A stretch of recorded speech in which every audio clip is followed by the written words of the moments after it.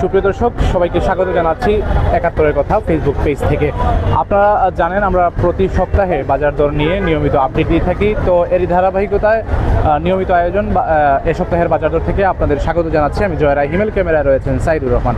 আমরা বর্তমানে রয়েছি সিলেটের বন্দরবাজার এলাকার লালবাজার যে বাজারটি রয়েছে সেই বাজার থেকে প্রয়োজনীয় যে সামগ্রী রয়েছে সেই সামগ্রীর দাম আপনাদের জানিয়ে দেওয়ার চেষ্টা করছি।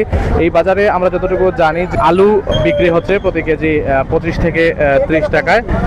সবজি বাজারে গাজর বিক্রি হচ্ছে 120 টাকা কেজি দরে, কাঁচামরিচ বিক্রি হচ্ছে কেজি 300 টাকা, পেঁপে 30 টাকা, মিষ্টি লাউ 70 টাকা, পটল 70, ঢেঁড়স 70 টাকা, বেগুন 80 টাকা, ঝিঙা 100 টাকা, করলা 90 টাকা, শসা 50 টাকা এবং মূলা বিক্রি হচ্ছে প্রতি কেজি 80 টাকা দরে এবং টমেটো বিক্রি হচ্ছে 150 থেকে 170 টাকা কেজি দরে।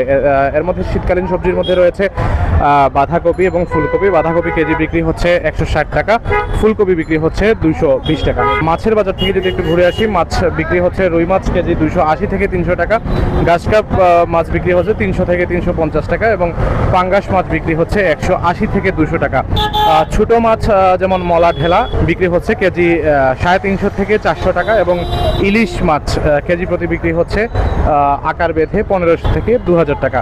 ব্রয়লার মোরগ বিক্রি হচ্ছে কেজি 160 থেকে 170 টাকা এবং সোনালী মোরগ আকার বেঁধে 310 থেকে 320 টাকা এবং লেয়ার মোরগ 570 থেকে 580 টাকা।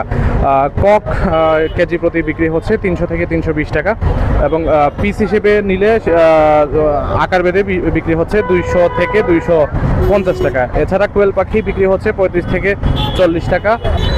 একটু যদি জানিয়ে রাখি, গত সপ্তাহের তুলনায় এই সপ্তাহে গরুর মাংসের দাম এবং খাসির মাংসের দাম অপরিবর্তিত রয়েছে। গরুর মাংসের দাম 750 থেকে 800 টাকা এবং খাসির মাংস বিক্রি হচ্ছে 950 থেকে 1100 টাকা।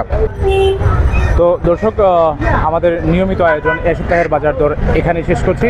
আগামী সপ্তাহের বাজার দর নিয়ে আবারও আপনাদের সামনে হাজির হব। ততক্ষণ পর্যন্ত সবাই ভালো থাকবেন, সুস্থ থাকবেন। ধন্যবাদ সবাইকে।